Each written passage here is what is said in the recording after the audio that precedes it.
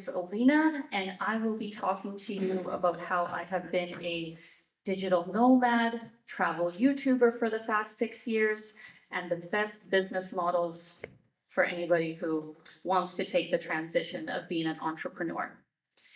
So a little bit about me. I definitely did not follow the traditional sort of path, especially considering I grew up in a very rural town, like 700 people. And I was also born in Kiev, Ukraine during the Soviet Union, as you can tell by my very comrade looking first day of school outfit.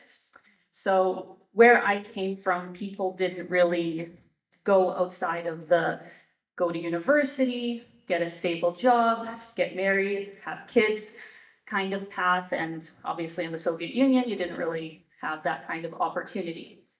So my life really changed when I got an opportunity to do a modeling contract in Tokyo, Japan. This was my first time to Asia.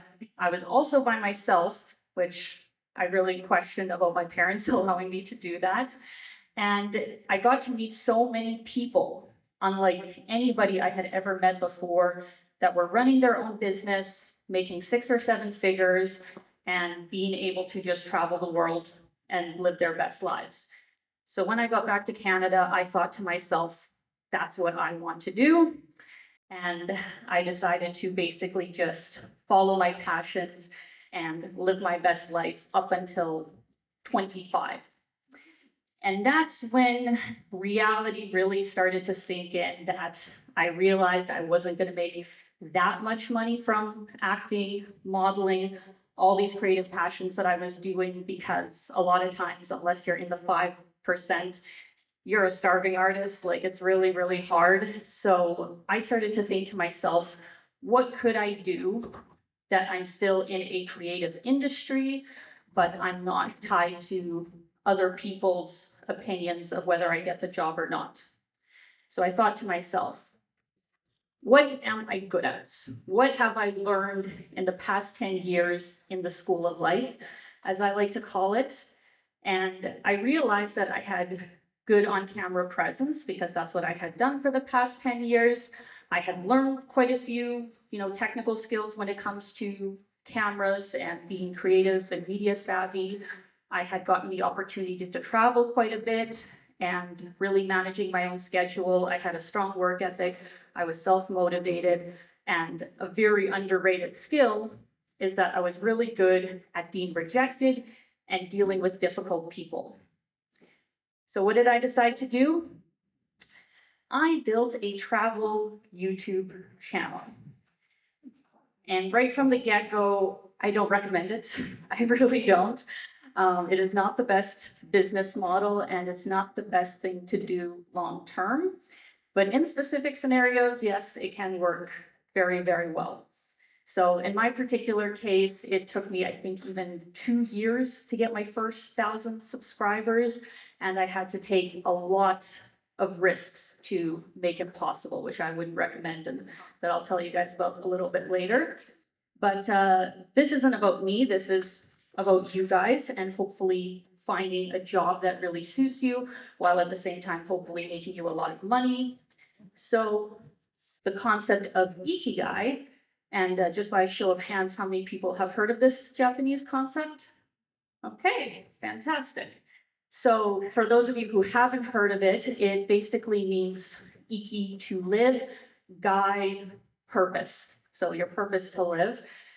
Doesn't have to be that deep, doesn't have to be this big philosophical sort of thing. You don't have to save lives with this. It's basically helping you identify something that you are good at, but that also brings value to people and that is in demand. So we have 4 different areas that we're looking at: what you are good at, what you love to do, what the world needs, and that you can also make money from. And since I'm talking to a group of digital nomads, we of course also need to add in what can be done online. So I want you to think about, what am I naturally good at? What just comes easy to you? You don't have to work so hard at it. And second of which, what do people ask me for help with? This one is even more powerful in my opinion, because a lot of times we don't realize that something that we do for others is genuinely very helpful. So not only asking yourself that question, but maybe ask your friends and family, like, what have I helped you with? What do you think my natural talents are? And really adding that to your list, because sometimes we're not really aware of some of the talents that we have. And third, what can I spend hours doing that the time just flies by? Because if we're being real, most businesses will take a while to get off the ground. And unless you're at least somewhat enjoying yourself, it's gonna be real hard. So ideally choosing something that you don't have to stare at the clock waiting for it to be over. And of course, we have to think about the practical side of how much are people currently paying for this product or service, because obviously if nobody wants to pay for this, it's not going to be a business. And how can I package it in a unique and more lucrative way that makes me stand out? Because we don't have to reinvent the wheel. We don't have to think of something that nobody else has done. We ideally need to do it in a way that catches people's attention and makes us stand out. So business models that I have seen work really well for digital nomads. I have a lot of friends that have 6 and 7 figure businesses, and those are a service-based business, digital products, and social media monetization. Now, I'm not saying you can't make a product or some kind of other sort of business, but these are the ones that I find are best if you're just starting a business for the very first time. They don't have as much risk and you don't have to invest as much capital. So let's begin with a service-based business. This is probably where most people in the audience could technically start, because I assume most of you are doing something remotely for another company. So you could take those same skills and put that into the freelance market, start your own business, or if you have a more traditional sort of job, like let's say a therapist, an accountant, and a teacher, those can actually translate nowadays to the online world. So it is a really cool time that we are living in. And if for some reason you don't have the skills that can translate online, you can of course develop them. So AI is obviously a very big up and coming sort of skill to have, how to implement it. Cybersecurity, cloud computing, all of those very technical things are very much in demand. And then once you have your portfolio, once you have some experience, you have a website, then you can really pitch yourself on social media, community groups in your niche, and obviously third-party platforms like Upwork, Fiverr, freelancer.com. And I would also like to say that don't underestimate how powerful it is to directly reach out to people who you think can benefit from your service. Just a few months ago, I had been looking for a part-time editor for my channel, and I actually get a lot of people who email me with their pitch. But finally, I came across somebody who had a fantastic portfolio. She totally understood what I was looking for with my channel, had reasonable rates, and we've been working together ever since. So don't underestimate, being able to just find people who could benefit from your services and reaching out to them directly. Second of all, we have digital products, which I think is actually the best place to start because it has a lower upfront cost and a high scalability. So creating things on many digital platforms usually can be free or sometimes a low monthly fee. So it's a great way to get started while keeping your regular job and working it around whatever else you're already doing. So there's a wide range of things you can create, like ebooks, online courses, software, budget templates, meal plans, all of those kinds of things. I have literally seen people make $1 million a year, my one friend, off of a budget template that she sold for $10. And she only had a following about 60,000 on TikTok, but she integrated it into her reels and people really liked it. They liked her content, and she literally is able to make that much money. So don't underestimate how powerful it can be. And if for some reason, you don't have a strong social media following yet, you can utilize websites like Etsy, Gumroad, Udemy, and Creative Market.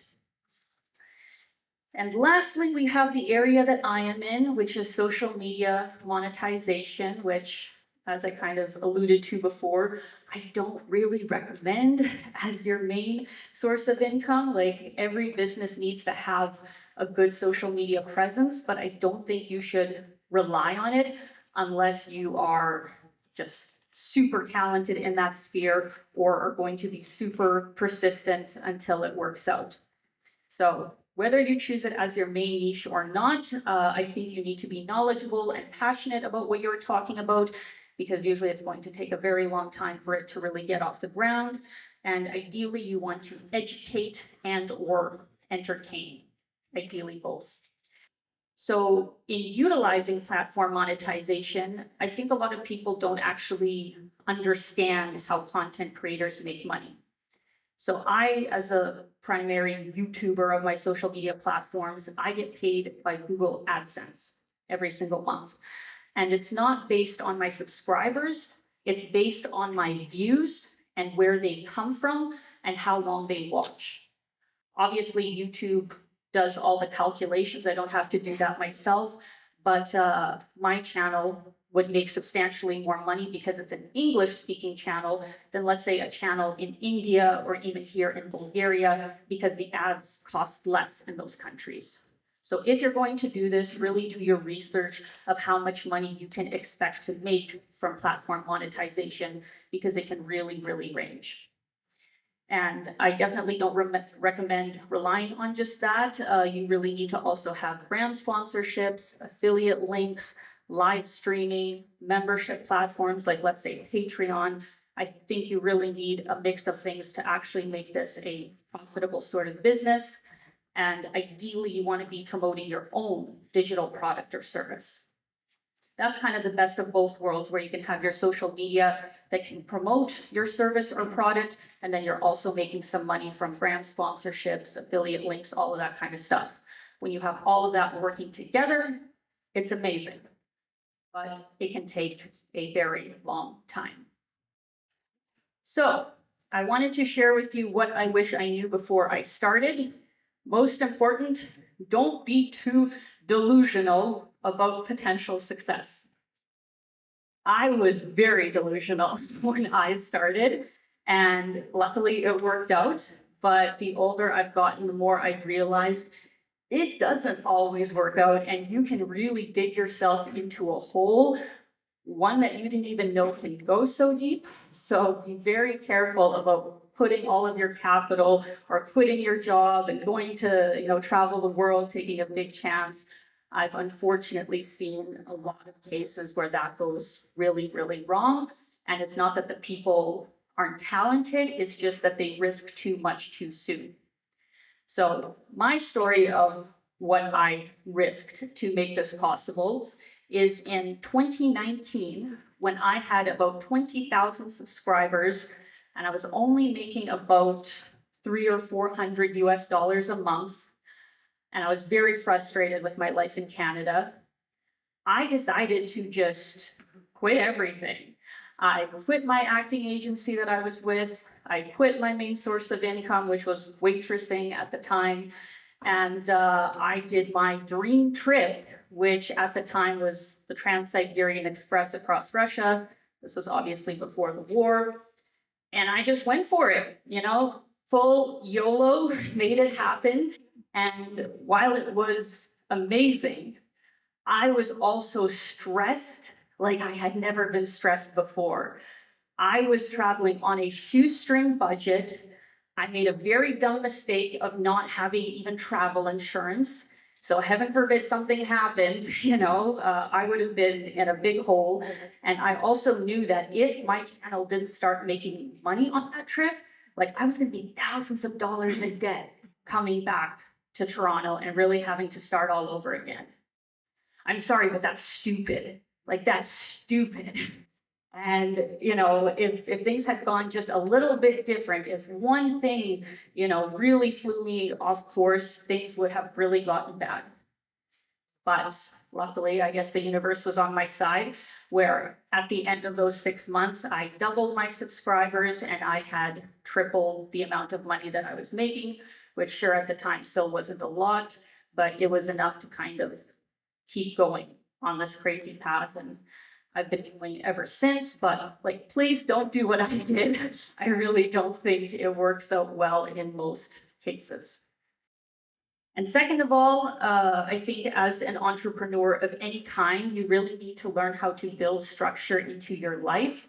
That's a big reason of why I actually moved to Bulgaria, because I realized that being on the road, how I was before, like literally changing every week, every 2 weeks, trying to plan travel, film travel, edit, marketing, brand sponsorships, all with unstable Wi-Fi in some places. Like it's really hard.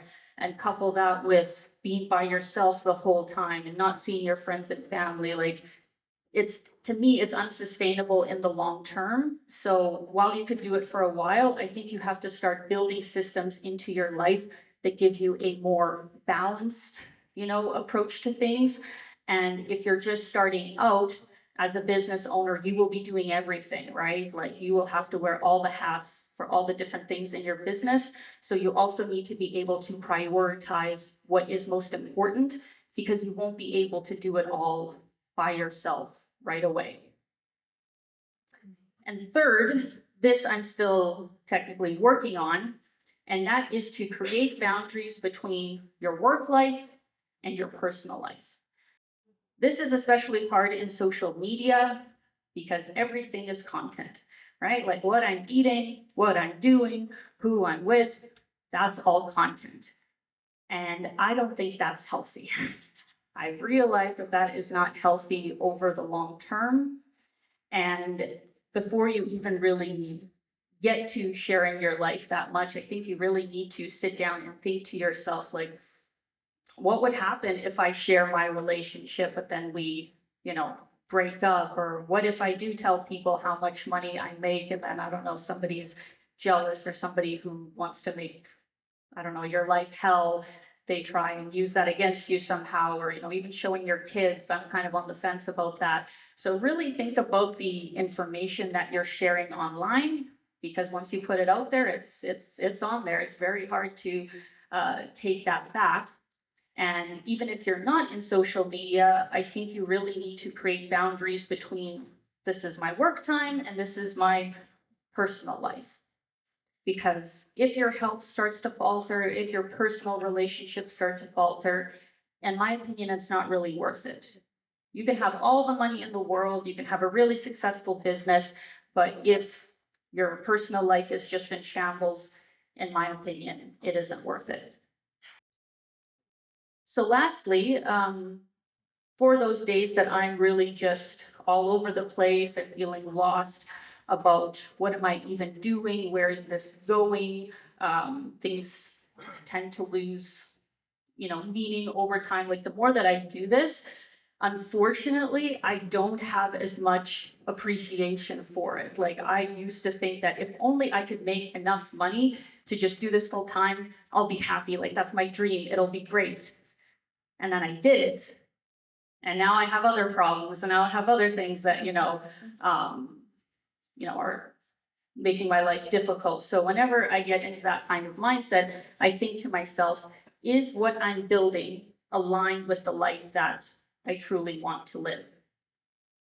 Because all throughout this process, my guiding light has always been freedom. I didn't want anybody to tell me what to do, where to be, how to do it. I'm an Aquarius after all, so I just, realized that building my own business and being my own boss was the way forward, but it took a while to kind of get there. So when I think about freedom, to me, it's not just about location, it's also about how I spend my time, who I spend my time with, and what kind of impact that I make in this world. To me, that is true freedom. So thank you all so much for coming out today. I wish you all the very best, and hopefully we will all live our best location independent sort of lives. Thank you.